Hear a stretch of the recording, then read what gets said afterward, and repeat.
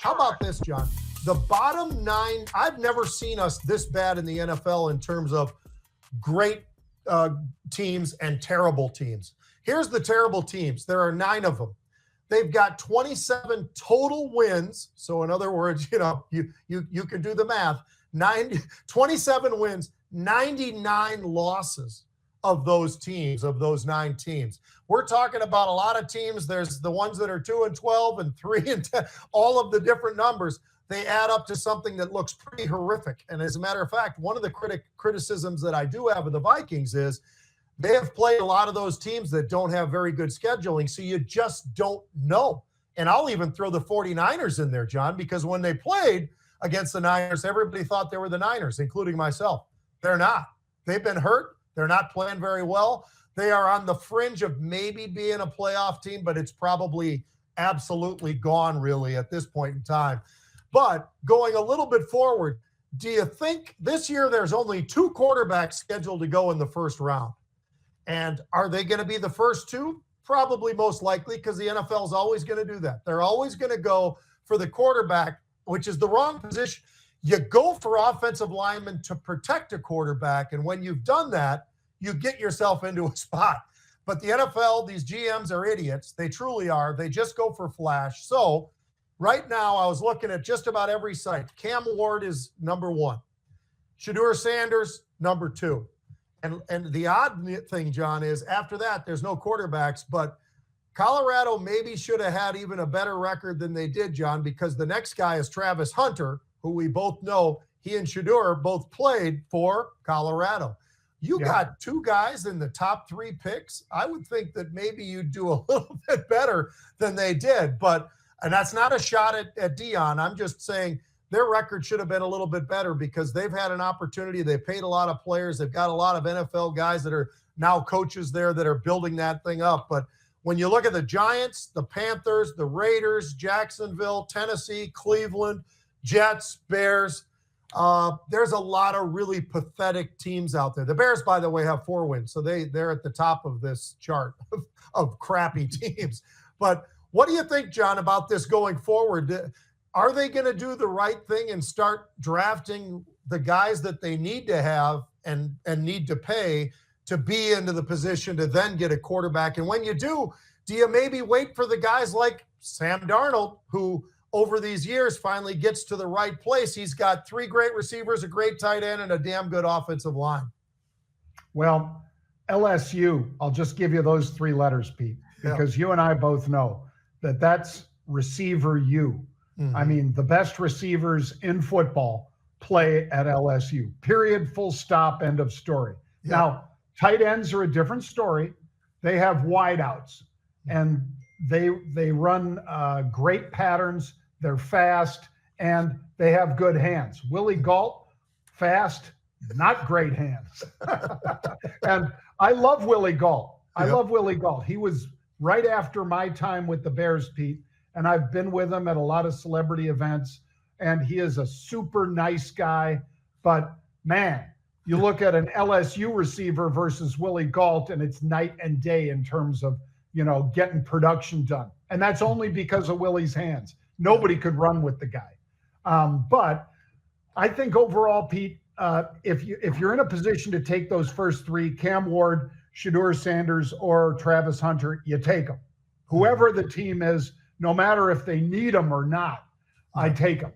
But everybody else, all the 29 other teams, they better be paying attention to what you just said about offensive linemen, what I just said about wide receivers, and then drop right down into defensive linemen. Because, with the linebackers, you've said it forever, but with linebackers playing at 220 pounds, you better have a 330-pound tackle, at least one of them, up front, or those linebackers are going to get blown off in 50 roller skates. Yeah. And when you look at a lot of the teams this year, John, some of the very best quarterbacks, when you go through every one of them, they probably have a pretty good running back as well. So even though everybody doesn't want to credit the running backs, They probably should, because take a look at Philadelphia. Take a look at what's going on with Baltimore. I mean, you can go take a look at the Minnesota Vikings. Aaron Jones has had a great year. He's a very good running back, and he can run over guys or run around them. He's got speed enough to do that. So I think a lot of teams, are starting to look back, and maybe they're understanding that having a running back, look at Detroit. They had the 2. Now they're down to the 1, but they still have the 1. So they're doing the right thing, and I give Dan Campbell all the credit in the world, because he understands offense as good as any coach, whether people like to hear that or not. All right, John, how about the portal? Now, here's the problem. We've talked about NIL and the problems there, right? Does there need to be a salary cap for NIL? Abso-freaking-lutely. There's got to be, because they've got to figure out a way that the big can't continue to get even bigger because of NIL and the money that they've got. 20 million. Most everybody else has under 10 million.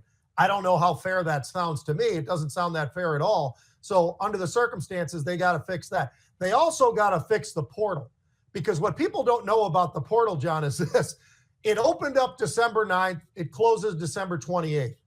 Now, why wouldn't you push that back? Maybe it's January 1st through January 14th or January 20th. And here's why I say that. This year is a great example of why they didn't really think this out very well. Marshall had a phenomenal year this year. They were 10-3. They won 10 games. That's Randy Moss's old school, Marshall. And the problem is the coach took another job because he got an opportunity. He wanted to go to Southern Miss. He wants to go up to the next level. He goes to Southern Miss, right? Well, here's the problem with the portal. On December 9th, 29 guys jumped into the portal. Now, that's a bit of a problem for a 10-3 team that's going to go to a bowl game. They had to cancel going to the bowl game, John, the Independence Bowl where I played at. They had to cancel because 29 players are leaving the team. That's a problem. That's a huge problem, and they've got to get this figured out. It's one thing to have a couple players sit out. It's another for everybody to say, you know what, coach left. Hell, I'm going to find a new spot to go. And 29 players out of maybe 100 total, including walk-ons and everything. I mean, think about that. That is not a good picture, I don't think, for college football and how things are going. And by the way, they couldn't even find teams, John, because the problem is you've already got all the bowls taken care of. If you got the bowls taken care of, who's a 6-6 team left? Almost nobody. So you've got to start scraping and finding schools that actually don't even have a 500 record to try to fill this gap. I think that there's still a lot of problems out there with the portal and NIL.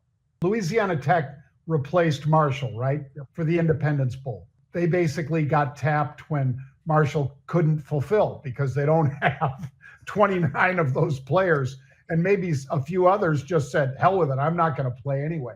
And the betting line would be nil. There would be no betting line after you. And Pete, let's be real. It's about ratings too. Yep. And you get no ratings for a game with 29 players that are not playing. And instead you're lined up with, a bunch of guys that haven't played that year. Nobody knows. Could they knock somebody off? Sure, they could. But the betting line would have to be astronomically against them. Yeah. So do they need some sort of a cap? I agree with you. The answer is yes. And it needs to move. It doesn't need to be fixed. The NFL salary cap is not fixed. It's based on the TV revenue and all the rest. Maybe they need to take a percentage of the TV revenue, Pete, even though, of course, we're not talking about the players getting that through the NIL, but maybe as a percentage of that, nobody can raise over X percent because of they could at least peg it to something. I don't know what the correct thing is, but I'll throw it out there and say, peg it to TV revenue. And as that goes up, the salary cap goes up. I love it. Yep. I think that's a good answer. And that's where I would go too. If I was in that position, I would say, hey, look, we got to do something because this isn't going to work for very long. And I think the same thing with this portal. They got to do something. I don't know how they do it, but to your point with Louisiana Tech, what a great call, right? You're right in the state of Louisiana already. So at least you'll have some people in the stands, hopefully, because there's nothing worse than those bowl games where you look at the stadium and it's like, it seats 50,000 and there might be 18,000 people there. It's like, holy crap, that don't look too good. Yeah, that's when it all comes down to how well those teams travel, as they say, the fans. Yep.